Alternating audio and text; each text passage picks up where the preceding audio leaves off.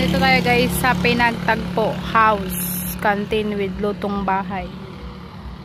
Along the highway lang siya. Ang sarap ng kanilang lomi here. Si Ate Jo ang cook dyan. Makita nyo, mura lang ang kanilang mga kanilang mga pagkain. May 30, may 50, may 100, depende sa budget mo. Si Anding ang nakain na sa loob. Yan ang mga siniserve nila.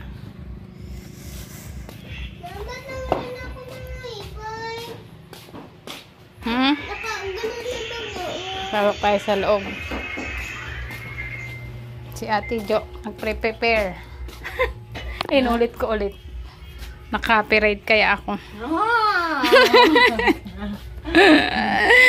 Ang sarap ng tainga oh. Pang sisig.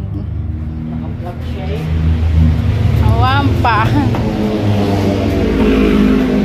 Punta na kayo dito sa Sinoknipan. Mamaya mag-order kami ng lumi. Masarap. Ito sisig naman. Sarap.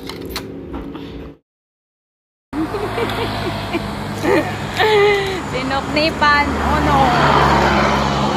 Hanap tayo ng piso wifi.